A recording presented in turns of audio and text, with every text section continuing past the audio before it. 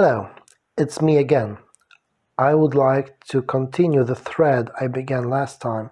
I was talking about discrimination.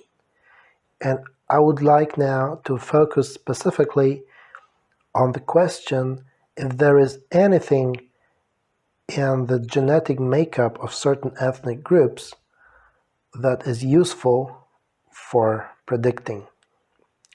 In particular, I mean the major variables in macroeconomics that I am most concerned with.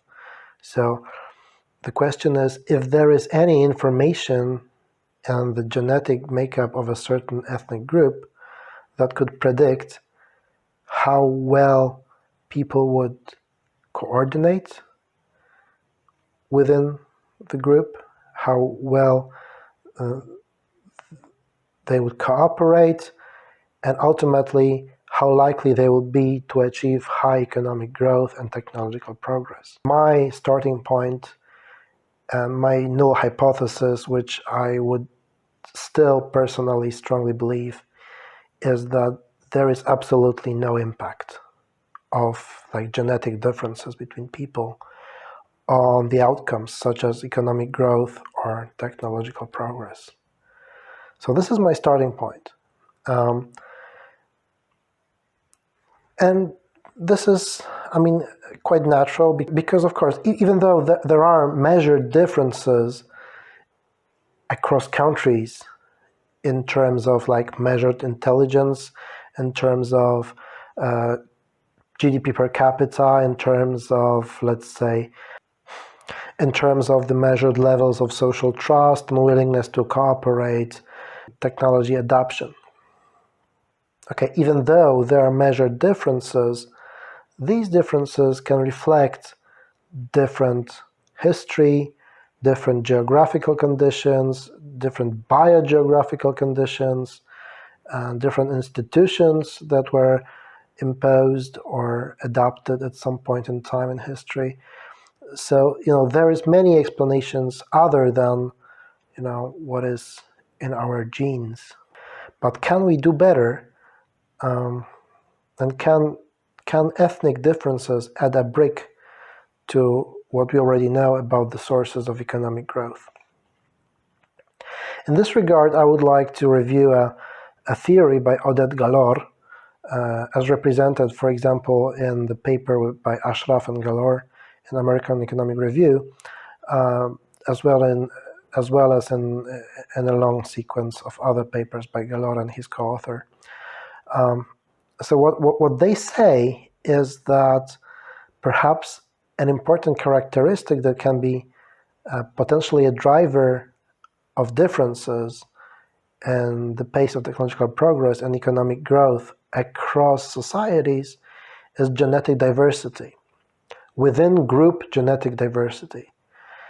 And what he associates this with is the migratory distance from the cradle of humankind, which is in modern-day Ethiopia.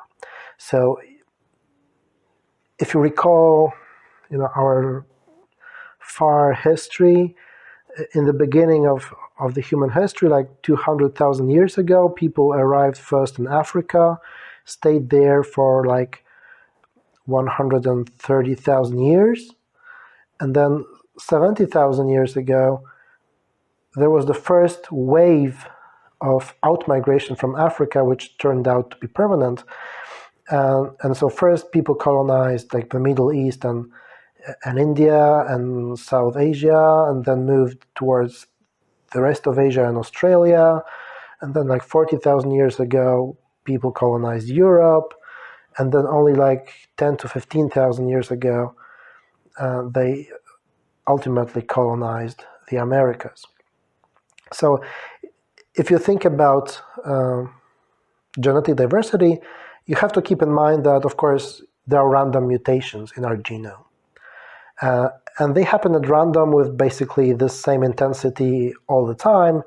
And so you can expect that the longer a certain ethnic group occupies a certain area, the more likely it is to be more genetically diverse, because it just has more chances to incorporate those mutations in their genome. if there is a group which migrated much later, okay, so it stems from a narrow group of people who arrived in a place relatively late, then people within the group, which stems from this small founding group, they should be much more homogeneous. And so this is a prediction that basically says that the populations of Africa are most genetically diverse. Within each ethnic group, within each ethnicity, then, okay, Asia is less diverse, Europe is further less diverse, and Native Americans are the least diverse. Does this bring any information on the sources of economic growth and technological progress? So what Oded Galor says is that it can be that there is some impact, but the impact is like an inverted U shape. So what he says in his theory is that it's not good to have a lot of diversity, because like too much diversity means too much fractionalization, too much conflict, too much war. On the other hand, if you have too little diversity, you would have too much conformism and stagnation. So maybe there is something best in the middle, where you have already some disruption, but not too much, and you have also some conformity, but not too much. So this is the theory he puts forward, and he proceeds to test it very thoroughly, empirically, and I don't really see anything wrong with this analysis, even though my prior is still that I found it hard to believe this to be an important factor. But I agree that, okay, in these regressions, I don't see anything wrong, and he controls for virtually everything you can think of, so maybe there is something in it. But of course, you have to keep in mind like the very important other variables that affect who is rich and who is poor these days. And this is, of course, the entire history. So the agricultural revolution happened first in the Fertile Crescent, which is modern-day Middle East. And it happened in the Middle East, we know quite well, because of biogeography. So it's just like these people were lucky that they lived in an environment where they had wild wheat, wild peas, wild sheep and cattle, and so on. So they could domesticate these species, and that brought about a huge advantage against all the other hunter-gatherer populations. So agriculture happened first in that area because it was possible due to biogeographical conditions. If the populations living there would have been more or less genetically diverse, I don't think this could have changed anything. I don't think this was a decisive factor. The decisive factor was for sure the biogeographical conditions. Okay, the number of domesticable species which were around in the environment. Now, if you think about other technological revolutions, you can think about the scientific revolution, about the industrial revolution. Now, the question is why these two revolutions happened in Europe. You can again invoke, if you don't have any other hypothesis, maybe it is because of this genetic diversity thing. Maybe it's like Europeans had the perfect mix of being diverse and being homogeneous. Maybe not. Maybe there was a coincidence. And in fact, one of the important discussions we have about the origins of scientific and industrial revolutions is why didn't they happen first in China? Because in the 12th or 13th century, China was way ahead of Europe in terms of technology.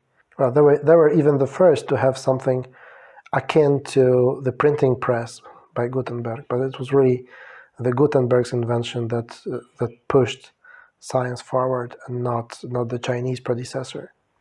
Two fun facts to conclude this discussion. First, there is actually much more genetic diversity within Africa than anywhere else in the world. So in fact, if you take two people at random in Africa, they are much more likely to be genetically more diverse than if you took any two people from anywhere else outside of Africa. And of course, you can trace this back to the human history, to the fact that people have been in Africa, like exclusively in Africa, for like 65% of the whole time we have been around. And this also pertains to ethnic groups within Africa. Many of those ethnic groups are actually very diverse within their boundaries. And that's because they have been around for much longer than ethnic groups in other parts of the world. And another fun fact pertains to the present times, or the last 200 years or so, because this is the time where the Earth has, for the first time in history, witnessed large waves of migrations of people around the world. So before that, it was basically that, ethnic groups and populations didn't really mix much. Okay, there were of course counterexamples, but relatively few, and you could expect that every country, every region would be relatively homogeneous in terms of their ethnicity, geographic concentration of ethnicities. Now, mixing really took off after the Industrial Revolution, after the Atlantic slave trade, unfortunately, but also after World War II, where you have increasing pace of migration from between any two regions in the world. So if you take this fact and compare it to the theory of Galor and co-authors about the optimal level of genetic diversity within a group, okay, within a certain population, patterns of migration would increase the diversity. So there's like two layers there, okay? So there's this genetic diversity within ethnic groups, but then on top of that, you have genetic diversity which comes from the fact that you're mixing different ethnic groups. And what will be the outcomes of that for economic growth and technological progress? Okay, based on the theory, you should expect more fractionalization and more conflict because of more diversity. But is it to the left or to the right of the maximum of the inverted U? Okay, of course we don't know. That's all. Thank you very much. I hope this gives you a little bit of food for thought. Please like, share, comment, and subscribe. Bye.